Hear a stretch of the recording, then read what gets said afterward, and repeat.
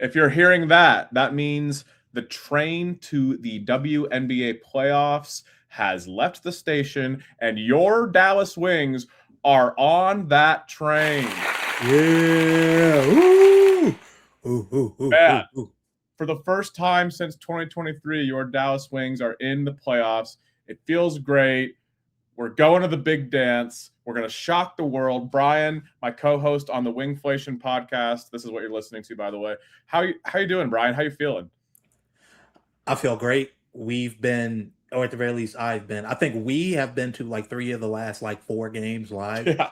So we've seen like the entirety of like this upswing after like the worst stretch of the season, and it culminating in clinching a spot, putting ourselves in a position where we can climb up the standings even a little bit, and possibly getting to 7, maybe even 6. Depending on some uh, last week of the season shenanigans. It's been awesome. I feel great. This team looks like they feel great despite the bad AZ news. In terms of the injury, which by the way, Jose said that her surgery went well, so that was nice. Uh, yeah, everybody's feeling really good, and this is kind of the sort of stretch that we needed, and this is kind of what I outlined before in terms of, hey, you just start reeling off some wins, rolling together some wins against some bum teams. You get ready and you get right for the playoffs, and all of a sudden everything is sunshine and rainbows. Man, we're having a great time. It really is everything we talked about that we wanted to see happen, and it's the old adage of winning cures everything, and it always does. And Yeah. again, we know like that the last couple games we've taken care of business, like we have all season. I think now we are 16-1 or 17, something like that against teams below 500. You Mm-hmm. know, which honestly, I know like we've struggled to beat playoff teams, but that's nothing to sneeze at. Like winning that many, like taking care of business that often and that consistently against the bad teams. I mean, you've seen tons of good teams that struggle with that. So that's not nothing. And then you mixed in the great emotional Indiana win to kick all this off. And it's no surprise that the vibes feel so much better right now. And I'm very thankful for it because yeah, things were dark. And now we can just focus on going to the playoffs. We're going to go to the playoffs. We're going to play a really good team in the first round. So, Yeah. that's going to be its own challenge. But now we have some days off. We get to kind of coast on the high of last night's win because we're coming to you live from, this is Wednesday night that we're recording. So last night was the game against Portland where the Wings clinched the playoffs. Right. We get to coast on that high for a while. We have another cupcake game against Connecticut on Sunday, and then we go right into the FIBA break where everybody has some time to reset. So it's yeah, things are pretty good right now, right? Yeah, it's all chocolate and marshmallows right now, dude. Like this is has been a great stretch of play for us. Really, really super soft schedule coming into the FIBA break, and then coming out of it in case they lose focus. Which I honestly, the way they're playing right now, I don't see happening. I think they kind of understand, and like Jose has impressed upon them the importance of keeping your eye on the prize right now and keeping the main thing in terms of, hey, we need to clinch for our playoff spot, and then we need to win to try and improve our standing and try and improve the chance that we'll have against the opponent that we're going to face in the first round, right? Because Minnesota feels like a death sentence, whereas playing the Aces also probably feels a death sentence, but Golden State maybe a little less. Yeah, it's tough because we know what we know about the team. We know the strengths and weaknesses. It's hard to pick them as a favorite, or not even a favorite, but like it's hard to say that they have like a good chance against anyone of the top three. But Right. we cross that bridge when we get to it. Right now, I'm just enjoying having fun basketball to watch. I'm enjoying that the team really seems to have galvanized around each other after. I know we touched on this last podcast a little bit, but they seem to galvanize around each other in the wake of the AZ injury and just sort of used that as fuel to take positives from a really negative situation and to try to maybe win for her or to just say, okay, this is not going to define us. This is not going to end our season. This is not going to make us stop playing basketball. Like it's really encouraging to see. And Jose has clearly kept them focused and coached this team to be able to stay the course and to respond to adversity, which they've done all year. We've had a very up and down season. And they've continued to respond to adversity. And I think that it has a lot to do with the leadership, both on the staff and player-wise, with Paige and Enrique, who are just great leaders for this team and good veterans that we have also between the Alicia Clarks. Enrique spoke on the importance of Alicia Clark, who, let's be honest, we don't love watching her on the floor when she gets time, but she's been huge for I said that when we signed her, like having a veteran like that, who's so respected, who's had so much experience, who's won multiple championships, like that stuff is cliche, but it does matter. Yeah, for sure. I mean, you think about it, prior to that, we didn't really have anybody in the locker room who had, other than like Paige at, lower levels and other players at like lower levels, like at the collegiate level or whatever. We didn't have anybody on this roster who'd experienced that kind of winning at the pro level.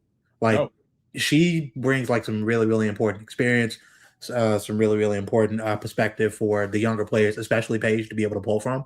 So yeah, having her here on that front, I always thought was a pretty good idea. And clearly the players have like found value in her being there because they've spoken about it like time to time. So 100%.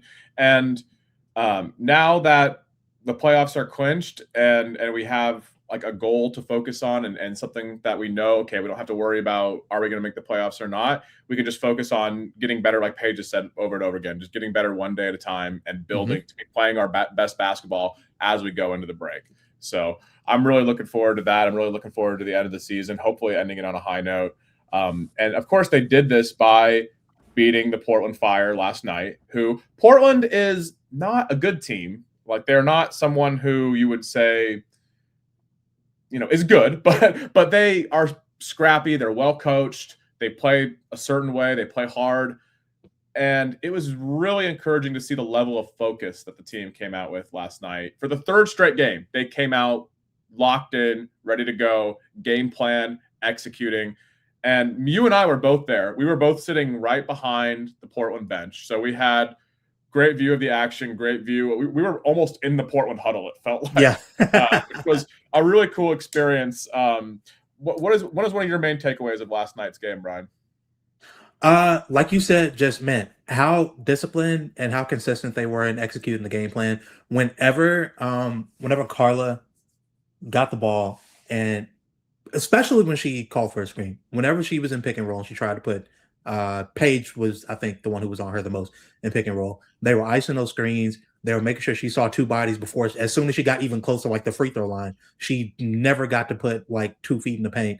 I think there was maybe one time in the second half where she just got kind of an uncontested layup, I guess, just because that was. I know exactly when that was. It was when Odyssey Sims checked in for the first time. And, yeah, that was Odyssey. And Odyssey's point of attack defense was so bad that there was it wasn't great. There was no time for any kind of like ball screen coverage or for anybody else to get involved in the play, because it was just Carla got it and bam, like it was so quick downhill. Yeah, and like the shoot Odyssey, because like she did play pretty good defense at the point of attack in the Fever game against Caitlin. Yes, it's tough when you're dealing with like one of the 2 or 3 fastest plays in the league. Correct, but after that rep, I'm pretty sure she got yanked and never saw the floor again. She sure did. She sure did. Which look, Jose has it completely changed. We've been seeing the players give him more and more praise in the post game, and they're making sure they express like just how much they appreciate what he's done for them and how he's like developing them and keeping everybody in their roles. But he hasn't changed entirely. There were definitely some plays where I thought there were other players who would get yanked for a mistake here and there. But he had a quick hook with Odyssey, and I'm like, wow, I didn't think we were going to get to this point, because Odyssey seemed like one of his favorites off of the bench, but no, it's quick hook time. You're a vet, you're making that kind of mistake, you got to come out and sit. Yeah, and it was an inconsequential play, really, in the grand scheme of the game. And there was a stretch. I went back and rewatched the game last night. There was a stretch, like in the second quarter, where Portland kind of made a little bit of a comeback. And even though they didn't ever get over the hump and we were able to rebuild our lead, they were getting some good looks in that stretch. Yeah. They started to kind of get the drive and kick game going. They started to just get open threes, and they were just missing good look after good look. But after that, we got back to business. We got back to executing the game plan. And so other than that little lull that they had in the second quarter, I think last night's game was as close as they've come to playing a complete 40 minutes in a long time. Yeah, 1000%, especially defensively. Like I can't reiterate just like how locked in they were on the game plan defensively. There was nothing that they weren't planning for to happen, being done by the offense. That happened pretty much. Like I know I said that super poorly, but there were no like Carla uncontested drives. There were no like easy mismatches for Carla to pick on. And when she did get a big switched on to her, if it was a walk just kind of stayed with her and it didn't really matter. If it was Land did a decent job of moving her feet and staying with her, but even then, they shaded help perfectly every time. It didn't matter who was on her because Carla's going to blow by anybody one on one. You know, and they knew that, they recognized that, so they were just like, whoever can, like, yeah, we're going to have like your Paige is going to be her primary matchup, whatever, but like this is an all hands on deck situation to contain her. If you're in front of her, try to stay in front of her. If not, then the help's coming from the perfect areas at the perfect time. They helped off the right players. They, lived with certain players taking threes. It was just a perfect game plan. And Carla was so visibly frustrated. And she wasn't getting calls either, which no. The refereeing like both ways was pretty. It was horrible in the middle quarters, especially. Yes, it was. The refs were horrible in this game, both ways. And Carla was getting visibly frustrated, and she relies a lot of her game is built on drawing fouls. And she wasn't getting those calls that she wanted. We were sitting right behind the bench, and there were several times when Carla would come out of the game where she literally looked like she was on the verge of tears. Now Carla is an emotional player. She plays with a lot of fire. She plays with a lot of intensity. Like, that's neither here nor there. But like, clearly the game plan was working to a T, to the point to where I think you could call Carla their best player. Bridget might be their best all-around player, but certainly Carla is their offensive engine, right? Yeah, she's their engine at the very least. Yeah, right, exactly. Yeah, so clearly the game plan was good enough to where their engine and the way they want to play was completely compromised. And that was really, really nice to see, because not only did Jose outcoach a Coach of the Year candidate in Sarama, who's been just phenomenal all year, but the players were so up to the task and so committed to that game plan and executed it so well with so much on the line, right? Like, they all want to go to the playoffs. They want to clinch tonight. They don't want to wait till Sunday, so that was just so great to see. Yeah, man, it was fun. It's no easy Carla drives, no Meg short roll nonsense, no wide open BC threes. There were a couple in the first quarter. After that, they cleaned it up, and like Bridget got her game off. She scored, but a lot of her looks were fairly tough, and it's just like she just hit those because she's Bridget. But we don't have any wings that can guard Bridget, Yeah, that's the thing. That's kind of the thing. She's bigger and stronger than everybody. Yeah. It's tough. Yeah, not on this team. But even then, she had 14 points on 13 shots. So, was it only 14? I thought she ended with 26. What am I thinking of? She had 14 points. Okay. That sounds more in line with what I saw. I remember seeing 26 last night, and I was like, that feels like more than what I thought. Which was tied for a game high with Carly Samuelson, who also had 14. I was saying that to you at the game last night. I'm like, okay, we get 14 from Carly. You kind of just nothing you could do. Yeah, she had 4 threes, I think. Yeah, no, she had two threes, 4 shots overall. It felt like she hit 4 threes. Maybe she hit a couple long twos, but yeah, it was just a good up and down on defense was just so great. And then we got out in transition, right? Like that was the thing that was especially in that first half. Oh my God! Real quick, shout out to Maddie Siegrist for not only a great sustained run of play over the last few games, but that touch pass that she hit to a walk. What the hell was that? I did not know she had that in her. I have never seen Maddie Siegrist do anything like that in her. It was like she was possessed by the spirit of Bill Walton or something. I was like, what's going on? That was nuts. The touch pass and transition, the knocking down shots off the catch. I think in that same stretch that you were talking about, where we started to let go of the rope a little bit, that really hard foul. In transition, that kind of it was either in transition. It might have been in the half. No, it was driving. It was semi-transition. I think she just got beat. Yeah, it was secondary. Yeah, she got beat, and she gave I'm talking about across both arms, just whack, super hard foul. Player went to the floor, and everybody she just walked away. Yeah, and look, and here's the thing: she did that, and we both looked at each other. We were like, "Wow, I didn't know she had that in." And then the defense kind of refocused, and we locked in, and we looked a little bit better after that. I was like, "Oh, okay, that's cool. Shout out to Maddie." That was such a good moment for Maddie committing that hard foul, because it was just, again, indicative of we're not fucking around tonight. Like, Yeah, exactly. we're clinching the playoffs tonight. We're playing hard. We're focused, and we're not sorry about it. Like, that got me fired up. I was really, I'm not gonna lie, I've been really, really happy for Maddie. As someone who's been a Maddie detractor over like the first half of this season. I could take her or leave her like last season. Like we were in such a bad situation roster wise and coaching wise that it wasn't super fair of me to like expect much more than we got. But she came into the season, she definitely made more of a commitment to make sure she's shooting threes off the catch and not trying to turn them into like mid-range jumpers or like mini pull-ups or whatever. Like she's been so much better about that this year, but it's just been super inconsistent with her, and the defense just kind of is what it is, right? So it was tough to feel like we could rely on her, and I know for sure Jose felt that way because you could tell with the way he was handling her minutes early on. Yeah. But no, he kind of trusts her now off the bench, and I get it because I do too.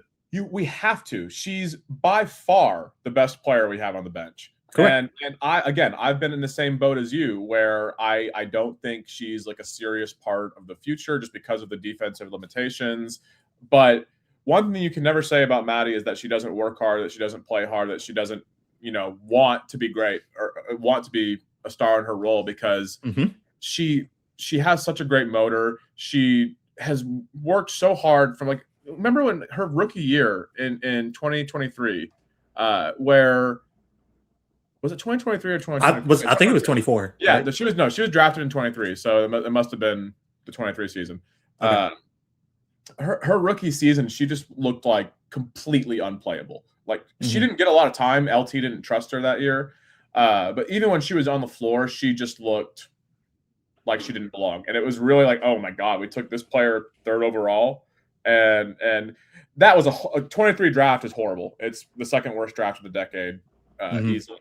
Outside of Aaliyah Boston, most of the players have been, fringe WNBA players.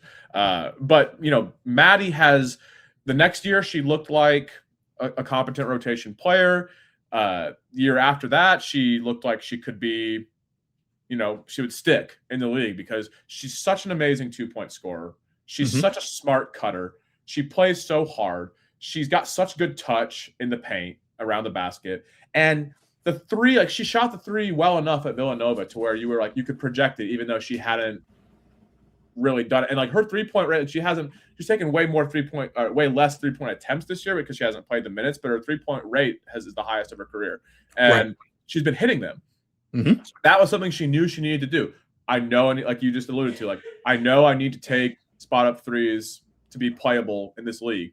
And I understand like Jose like has not trusted her because of defense and all these things. But again, with how thin our depth is, especially in the wake of the AZ injury, like they have to put her out there for 16, 17, 18 minutes a game. And when she's out there, she can produce. Yeah, that's the thing. They started to, and she's paid them back for showing that faith in her. It started with what I'd say the fourth quarter, really the second half of the Golden State game. And since then, she's just been on it. She's been doing everything that they've asked her to do. She's been contributing on offense. She's been sliding her feet, doing the best she can on defense. At the very least, shading her mark like to help, so that if she gets beat, then it's within kind of what they're preparing for. And yeah, man, she's just out there playing really, really hard, knocking down shots, doing the best that she can to try and like make herself valuable and make defenders look at her as opposed to like, constantly having eyes on Paige or having eyes on whoever has the ball, Enrique, right? So no, man, I'm super proud of Maddie, and I'm really glad that she's playing well, like right now, especially. We need it. We need her production. We need her scoring. We need her floor spacing. We just need all those things. Yeah, and so hopefully she can continue this and build on this going into the playoffs, and she can just be, because again, like she has value, and it's so funny. I really think that if she had played in like the early 2000s WNBA, she may have been a star. But the level of talent and athlete, because she is just such a crazy, like she's the all-time leading scorer in the Big East. I'm pretty sure. Like she's just such a crazy scorer that the 2-point scoring is so crazy. So. She has a role. it's just, yeah, the defense is never going to get there just because physical limitations. It's too tough. It's too tough to play her at the 3, especially. Like, she's not terrible when she's matched up on the block, you know, or like when she's just sort of in the paint, just having to bang with somebody, as we saw. Oh, that's another play she made last night where she had that like the dark swipe down. Yeah. That was great. That was great. She just like she swiped the shit out of the ball and ripped it away, and it was like these are the positions you can put her in where she can have success. So I think, I don't know, man. I just feel like they're figuring out how to work with what they got right now, right? Yeah, we're starting to see this with, like, we've mentioned this with Jose and his staff, with Enrique, you know, over the last few weeks and how well she's been playing for the last couple of months. We mentioned this with Awak returning to the rotation and looking as focused and as fierce as she's ever been, right? Yeah. Now we're seeing this with Maddie. We're starting to see a little bit with even AC when she comes in and like she's able to give them spot minutes in the second half and when they really need to steal rest for their front court players. Jess, since she came back from the little ankle injury, the ankle tweak, has been playing as well as I think at any point this season, especially on the defensive end. And Jess's paint scoring is just, it's so ridiculous. God, man, people bounce off of her in the lane. It's so crazy. And I know we give we're hard on Jess sometimes because of some of the defensive effort stuff, you know, and like we have questions about how good can this player be in a playoff setting, but we'll find out. You know, we'll find out shortly here what she's going to look like. But I think we just need to appreciate, you know, having a dominant paint scorer like this. And like right now, if you look at our group of bigs, and especially this lineup that Jose stumbled into that's been so effective with the Walk, Lan, and Jess, like those 3 all bring different versatile things that work well together, but also give you so many things to mix and match with. Like you can put Jess and a Walk together. We know that's great. We know they complement each other really well. The Walk and Lan minutes have been fantastic. Yeah. Lan's and then, you know, we know that Jess and Lan are at least competent together. So it's like Jose can do so much with that. And having this Awak, Lan, Jess lineup has opened up so much. It's been so effective. I know I tweeted this out today, but it's only played 36 minutes, which I'm pretty sure like 35 of those 36 minutes have come in the last 3 games. I could be wrong. I believe so, yeah. The majority of these minutes have come very, very recently. And in those 36 minutes, they have I tweeted it out today, or they have like a 36.7 net rating. And what? Like it's been again, qualifier as in they've played bad teams over the last. Sure. Bad team, small sample theater. That doesn't matter, man. We know what we're seeing. We know that we're not putting too much stock into it. Again, I said this on the last show. Like I have questions about how often you can play that lineup, because I think good teams with good defenses will make you pay on offense, spacing wise, for that lineup. But defensively, both Awak and Lan can cover so much for Jess that Jess just kind of has to focus on cleaning the glass, right? And Paige and Enrique have been so awesome at rotating and flying around off ball, right? And flying to corners to cover for Jess and get the corner shooters. Like, yeah, honestly, it actually makes me like, dude, if we had like this mix now and we actually threw AZ back into this and we just had her flying around off ball, just causing havoc and knocking down threes, like, oh my God. Well, and like, this is going to be misconstrued and taken the wrong way, but like, it's not a good thing that we're without AZ right now. It's not a good thing. AZ will make the team better. She would be helping us win these games just as much as the players right now. But they never try this lineup if she's here. Yes, exactly. Taking AZ out of the lineup has forced Jose's hand to try this Awak at the 3 lineup.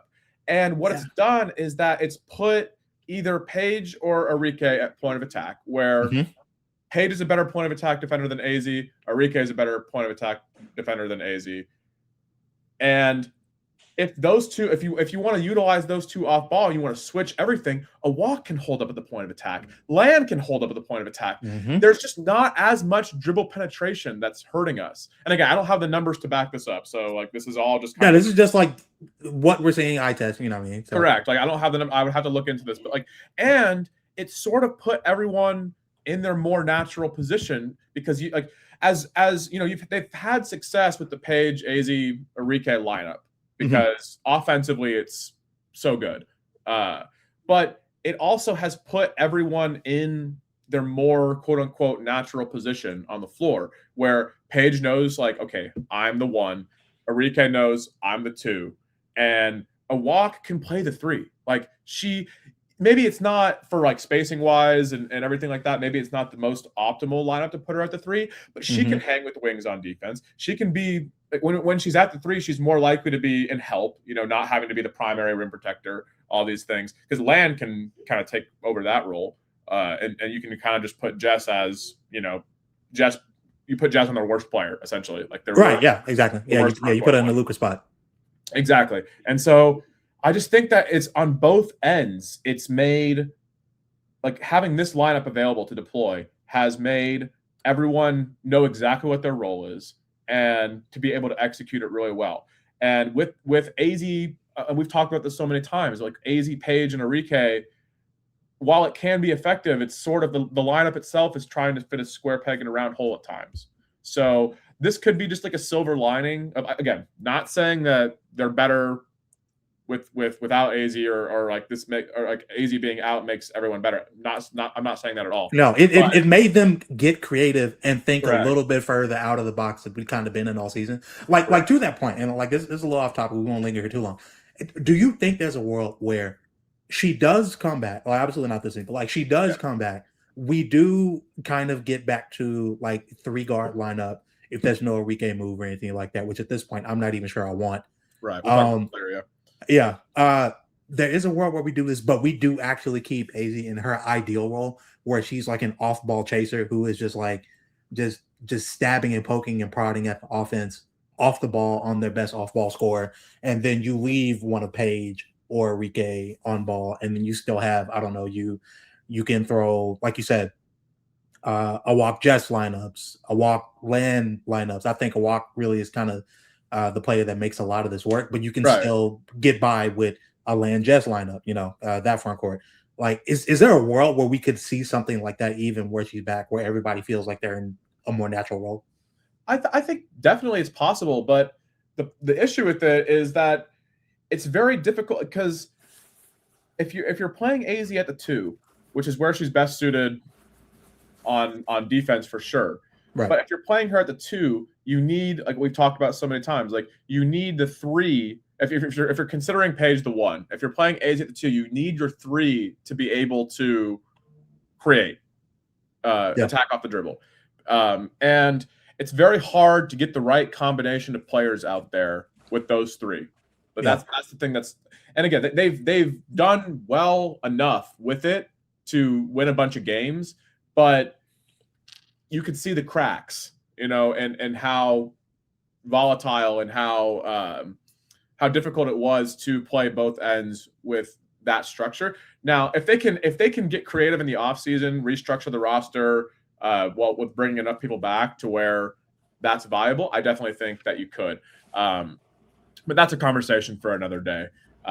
Because right now it's just I think more than anything, it's just silver linings. Like we said before, like it's the creativity that's been forced by the unfortunate injury, and it happened at the right time in terms of the time to try this lineup, because again, they're playing bad teams where they can afford to get reps in, where they're not having to, they know they can try this and that they can be confident with it, because in the back of their mind, they're like, even if this doesn't work, we're probably still good enough to win. Yeah, we can miss out. Like we can lose out on a possession here and there, and still, like, on the whole, be good enough to just out talent this team. Exactly.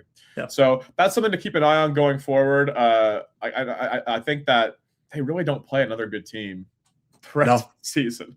I think Portland was like the closest, I think. Yeah, and there's certainly no other team. I guess LA could be a good test for that lineup, with depends how much KP's playing, yeah. Well, no, wait, no, she's in Phoenix. I'm tripping. Yeah, But yeah, against LA, like that's a good test because they have NECA, Hamby, and Cam, who kind of which Cam Brink lately. She's kind of starting to get there, so that'll be fun to see. Who would have thought? No, right. But yeah, so Portland game was great, and there's a lot of stuff from it that we can keep an eye on and just see how it goes going forward. The Seattle game was the Sunday's game. You were at that game. It was kind of just again they got up big. It was a little annoying because they got up 30 and then they let that 14-0 run reel off. They basically just took their foot off the gas, and it was so great to see Paige at halftime, like in the interview, just be like, they were like, how the interviewer was like, how have you guys played so well in the first half? And Paige was like, fuck that shit. We get I'm not trying to talk about that. Our defense is terrible right now. Yeah.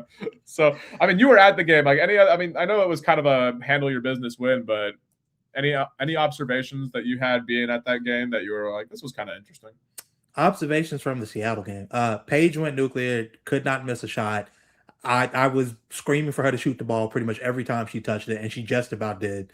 Her trigger from three lately has been like incredible. Her 3-point attempt rate is like really, really kind of climbing back up to where it was early in the season, where we needed to be.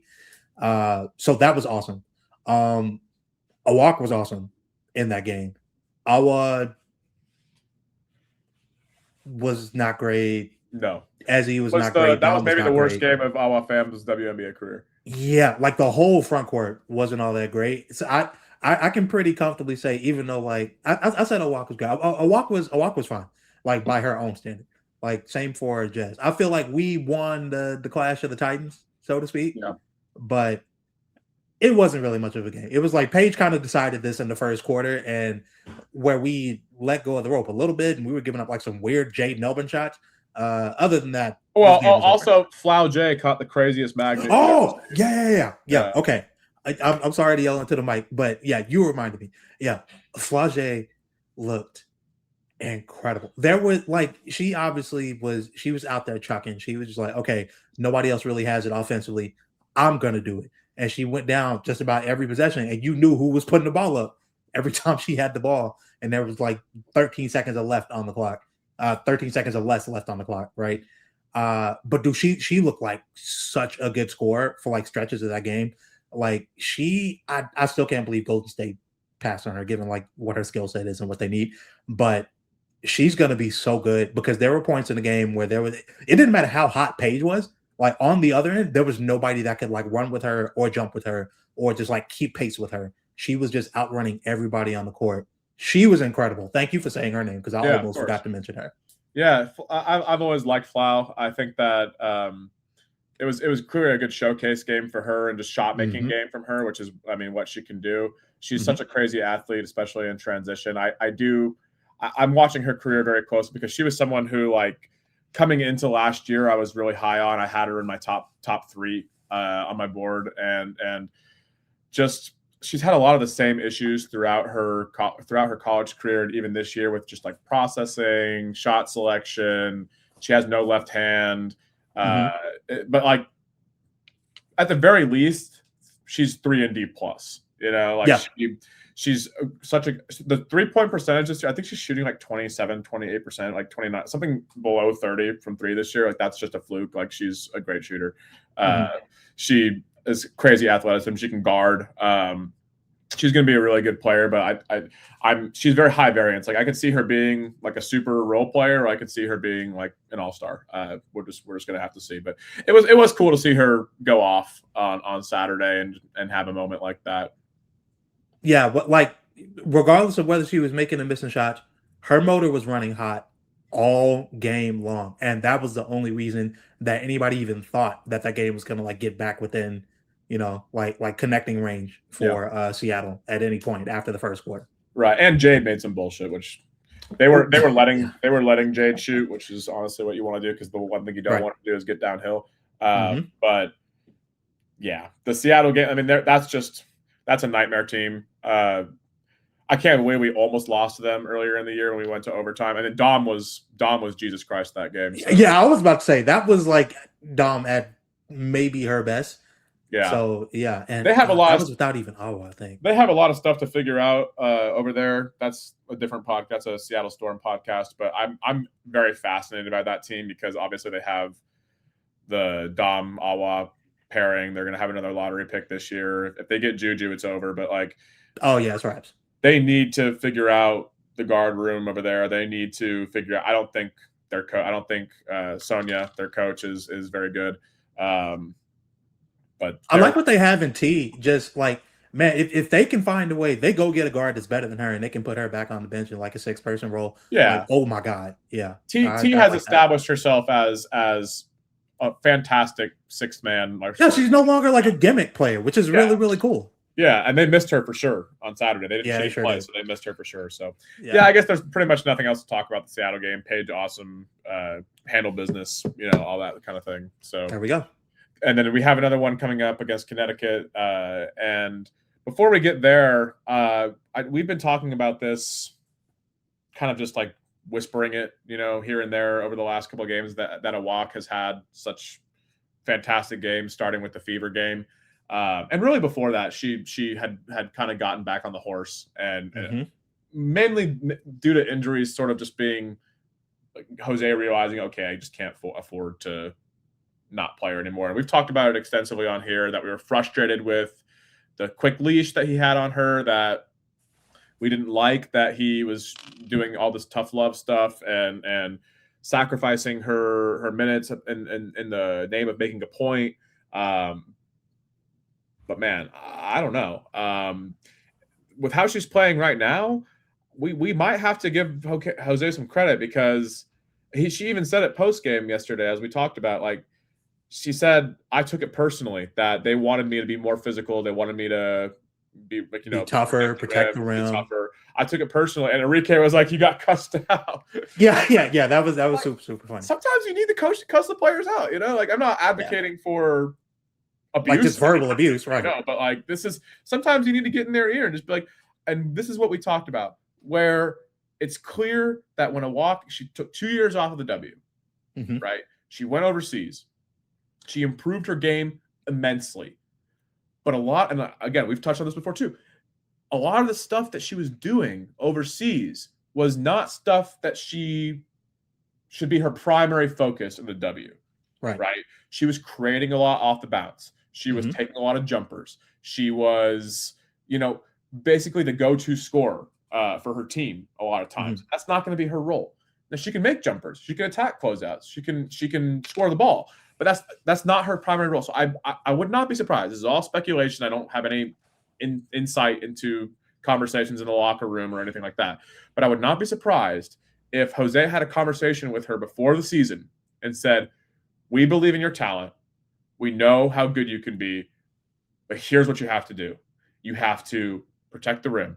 You have to be switchable on defense. You have to crash the glass and rebound. You have to set good screens. You have to roll hard. You have to do all this dirty work that even when you improved overseas, maybe you weren't doing a whole lot of, Right. And if you don't do that, you're not going to play, because we gave $1 million to Jessica Shepard. We gave $1 million to Atlanta Smith. You're behind them in the pecking order. Leah Rue exists, for whatever that's worth. Right. Wouldn't it light a fucking fire under your ass if you were playing well earlier, and maybe you took a slight step back, or maybe you made a couple mistakes that are old bad habits, and your coach decided to go with Leah Rue over you? Yeah. Wouldn't that piss you off? I'm pissed off just watching it. You're pissed we off sure were watching it. So credit to Awak and Jose. Credit to Awak for getting pissed off, doing something about it, and playing the best basketball she's ever played in her life. Correct. And if she can sustain this, and if she has truly bought into, and if she can consistently do the things the coaching staff have asked her to do, then honestly, man, it might be worth those games that we dropped when she wasn't playing, when he was putting her in the doghouse. Now, only if they re-sign her, though, right? Yeah, because that's the thing. What I have come to the point where I can no longer argue. Hey, does he have Awak's true best interest at heart. Like that was something that I was wrestling with a month ago, and like we talked about it openly, both like on Twitter in private and then here on the pod. He has made her like about $1 million player, at worst, like an $800,000 a year player. Like that is not up for debate. He has done for her this season something that's going to work wonders for her the rest of her career, and clearly taught her some lessons Right. that she's going to carry with her through the rest of her career. Now, let me just say real quick, like, Awak's done this herself, obviously. Yeah. I know what you're saying. Jose's coaching, like, has clearly helped and has clearly lit a fire under her ass to do what she's doing.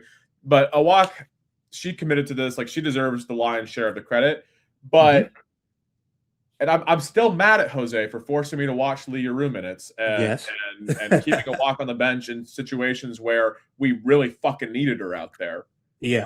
And dropping games because of it. But if this is the long con and it works out, I don't know.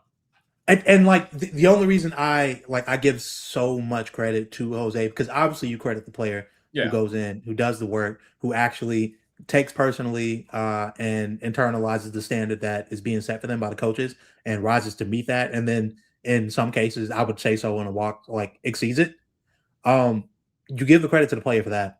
But if it were just Awak, then yeah, I'd be with you. Like, hey, whether this worked or not, that's cool. Awak did it, but she has not been the only player to come out say into a microphone, yeah, what Jose has done for me and what Jose has done for this team has like really lit a fire under us and really changed us for the better. Enrique's come out and said it, like you said. Paige has spoken to it a couple of different times this season. We've seen the change that he's brought in Maddie and her game.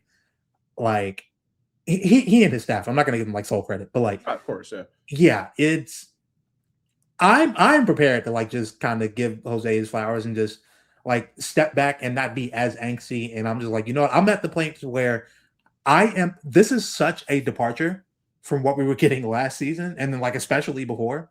I'm at the point where I'm happy that Jose is coaching this team. And if the players are happy and the players are responding well to what he's asking of them and how he's asking it of them and how he's like incentivizing them to like reach the standard that he's setting for them, then I'm happy. Yeah. It's here's the thing. Like, all coaches have their strengths and weaknesses. It's never going to be, you're never going to play a perfect game. It's so easy to sit where we're sitting and say, oh, well, he fucked up with this, or he sucks at this, or his rotations have been bad, or his managing of minutes has been bad, or his lineups have been bad. But there's so much that goes into coaching, and it's such a difficult job. And the results have kind of spoken for themselves because, again, guys, this is the best season in Dallas Wings history right now. Yep. And it can continue to be. And every time that he's taken massive amounts of shit for the way he's handled the media, which has he handled the media like a perfect gentleman? Has he maybe gone about some of the ways that he's addressed questions in the most professional manner?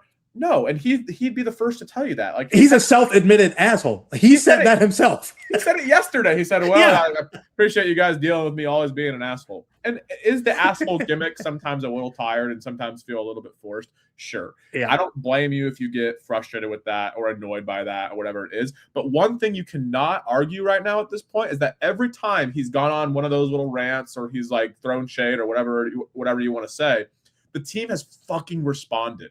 Like, that's the thing. Like, it's at a certain point, you can't get mad at it anymore if it continues to work. Yeah, it's tough. And honestly, I commend him for using that bullet. Like, I think Steve Jones, even Steve and Nikias, they talked about it on the Dunker Spot around the time it happened the first time this season. What, like 4 games into the year? 3 games in. Like, yeah. Steve was like, I don't know if you want to shoot this bullet this early in the season. It was fair to question it. Yeah. And then he did it again, like what, 7 games ago, something like that. And it's like, man, I didn't even know you had another one of these in the chambers like to spare. But they responded then. They're responding now. He's managed to he's pushing the right buttons and he's managed to find a way to make it work. So, hey, man, I give credit where credit is due. We are in the midst of like the winningest season in the history of the franchise. We're going to the playoffs. We got this team to where we felt like it kind of needed to be, where it's like kind of befitting of the stature of the player that we believe Paige to be and what we want her to experience and the kind of player that we want her to become. We needed her to be on a decent to good team that could really give her a taste of the playoffs in the second year, because we knew she'd be ready for it. And Jose helped get him there. Now, yeah, and we can debate till we're blue in the face and get frustrated with the roster building decisions and the front office decisions in terms of how they, like, quote unquote, rushed the rebuild and maybe made some short-sighted moves. But at the same time, like, it's a good thing that we're making the playoffs, that we're getting a taste of winning, like you said, like getting Paige that experience that she so desperately needs and wants, and just the whole team in general. And if you're someone who wants Jose Fernandez fired or thinks he should be fired, like, after this year, I'm sorry, you're just stupid. Like, that's just no. And I hate to be so blunt with that, but like, this is coming from somebody who watched Fred Williams, Vicki Johnson, Latricia Trammell, and Chris Koklanis in the last 4 coaches for this franchise. Like, if you want Jose Fernandez fired after this season and what the team is doing and the performances he's gotten out of these players, you just don't know what you're talking about. It's so insane to me. And I'm just so tired of seeing that sentiment out there. And this is not even coming from someone who's like super like huge Jose fan. Right. Like, I think that Jose is the best coach ever. And I think that we're so lucky to have him. He's just objectively done a good job. And especially with the buy-in he's gotten from the players and what he's doing for them and for their careers, I think that you just have to, at this point, like you said, give him his flowers to this cap. Because we don't get to the playoffs without him steering the ship this year. It's just a fact. Yeah. And I think, honestly, regardless of what the result of this playoff run is, we are positioned, like, roster-wise. And honestly, just in terms of like the kinds of moves we can make, our front office can make going into the summer or whatever, we're positioned so much better than we were a year ago, because I don't even know if Arike is like still a negative asset on the money that she's making. If so, it's slight. I'd argue she's played herself like back to neutral with how good she's been. There are players making more money than her who are significantly worse at this point. Yeah, I would like. I don't consider her like a negative asset, even on the money she's making, because she's played so well, and that is in part due to Jose and his staff challenging her to take on this new role, right? And how much she's embraced it, and how well she's played into it. Yeah, like we're gonna have to find a way to pay Awaka a bunch of money. Yeah, that's gonna be really tough. I think honestly, like, I would push back a little bit on like that we're set up better than we were a year ago, because I think a year ago we had everything in front of us and all these possibilities. And as we talked about before, we won't get into the specifics now, but like the front office has made it much more difficult on themselves to get to the next level, championship contender wise. Now, again, the infrastructure around the actual team in terms of players, staff, personnel, yes, much better spot a year ago. I still do not trust Kurt and Greg. Absolutely not. I don't trust them too, but they have much more to work with. I should have started the starting point at the start of the season as opposed to a year ago. But yeah, from where we started, where we thought this roster was at the start of the season, where we are now, like, they've exceeded expectations. Yeah, and it's been a lot of that is because of the players on the floor and the coaching staff to do it. And they do have an opportunity to, with what they have, with the foundation they've built, to take the next step. But it's going to take really, really savvy front office work that I don't have. I don't think we're up to. It's going to happen, especially with, I know we touched on it a little bit, the Awak thing. Like, somebody's going to give Awak $1 million, bro. It's going to be Portland. It's going to be Golden State. It's going to be Toronto. Somebody's going to open their purse, and she's unrestricted, I'm pretty sure too. So if we can't match that, if we let her walk, if we lose her for nothing, we're going to be having a different conversation. But again, that's a conversation for another day. We'll get there. But suffice to say, great job from the coaching staff. Great job from Awak. Great job. And we didn't touch on this really. I mean, we've been talking about it since we started the show, because since we started the show, Arike has been playing fantastic basketball, and she just continues to do it. 2 month stretch now of just being exactly what we've needed. Even in our struggles, you couldn't blame losses on her because she was doing everything we needed her to do. And I tweeted about this earlier, like, today, like her sustained run of production where she's scoring nearly 17 points a game. She's dishing out 3.5 assists, only 1.8 turnovers. She's grabbing 3 rebounds. She's shooting 58% true shooting for Arike Ogunbowale. That is over a 2-month stretch. And she's done that despite shooting 30% from 3. Just monstrous 2-point shooting. It's so crazy. Free throws. Yeah. Like, her free throw rate is like 34, like 0.34. Like that's basically what Caitlin's done all year. That's literally the best mark of her career, right? Because we talked about it before a couple episodes 100% ago. That's for the whole year, but for this 2 months, for this stretch, she's drawing fouls like crazy, and she's a 90% free throw shooter. So the true shoot and like the 2-point scoring, she's been making her layups. She's been finishing at the rim. She's been hitting her pull-up, rhythm 2-point jumpers. If you had told me 2 years ago that Arike was going to have a 2-month stretch of near 60% true shooting, I would be like, oh, so she just got hot from 3 for 2 months, and so she's shooting like 45% from 3 for 2 months, because she's had stretches like that from 3. Like, she's a good 3-point shooter. She's not a 30% 3-point shooter. But for her to be at 60% true shooting with not being able to buy a 3, especially in August, I think she's shooting like 27% from 3. Like, yeah, that's weird. Like, that is so insane, dude. And it speaks to the growth in her game, because I had gotten to a point with her where I was like, if you're not using her as like a mainly 3-point scorer, if you're not using her as like a spot up 3-point shooter, or like shot clock, late shot clock assassin, then where do you find value? I really hate her offensive process. She's completely changed it. She's completely changed her. And I'm going to dig into the numbers on this, and I'm going to write something, I think, because it just, if she's really committed to that, and the coaching staff has helped her with that, which again, we talked about before. We talked about how Arike has never played like this, how the staff has put her in positions to succeed, how they've encouraged her to embrace these things that she hasn't done before.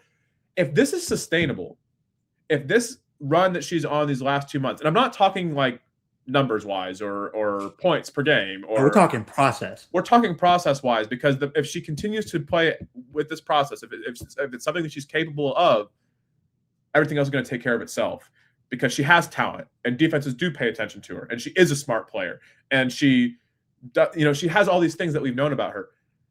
So I need to dig into it. I need to dig into the numbers to see, like, how much can I hope? How much can I hope that, could she be part of the core? I was gonna say, like, is there even precedent for this? Have we seen someone who is as established a player and established a scorer as Arike Ogunbowale was up to this point, at age 28, at this point in their career, completely flip around their scoring process? Have we even seen that? Let alone do it and sustain it? Yeah, I don't know, man. Like, it's, again, I don't want to get too ahead of myself here, because it's Arike, and she's hard to predict. I'll just say that she's been volatile her entire career. I came into this season, didn't like the contract they gave her. Ultimately thought, especially after the AZ pick, that she would be best. It would be best if we moved on, if we found a trade partner, if we just moved on. Hell, at one point I was saying leave her unprotected in the expansion draft, which that looks really fucking stupid right now. What dark times those were, yeah. I was dead wrong about that. I was so dead wrong about that. And again, that's just a testament to how she's played, especially over the last 2 months. And even as we talked about before, again, even during the first few months when she could not throw a rock in the ocean, she was still committed to this process, this role. And if the light bulb's gone off, and if she's figured it out, and this is something that can be sustained going forward, I don't see any reason why this player, maybe she can't be your starting 2-guard on a championship team, but she can be part of this thing. There's a role for her. Yeah. There's got to be. And if that were to happen, and they could make it work, and they could build the rest of the roster around it, I'm getting emotional thinking about it, because it would just mean so much more. to eventually, if we could get this thing to where we want it to go, and Enrique could be a part of that. I mean, she's so easy to root for. She loves the city so much. She loves the franchise so much. The players love her so much. It would be really significant. And I really, really hope that this is sustainable and that we can continue to see this. And again, I'm going to dig into the numbers and try to see how, because right now I'm on the fence, right? Like I don't want to get too high on this and get disappointed if it all comes crashing down later. I need to see how much I can believe in it before I really commit to like, let's do it. But we're gonna get a great stress test for it in the playoffs. I cannot 100%. wait to see what this first round series is gonna look like.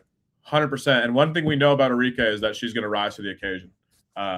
She in that 2023 series, and that whole. Let me just pull up her stats real quick because I remember watching that live, and like even going to a couple of the games when we beat Atlanta, and then got our doors blown off by the Aces.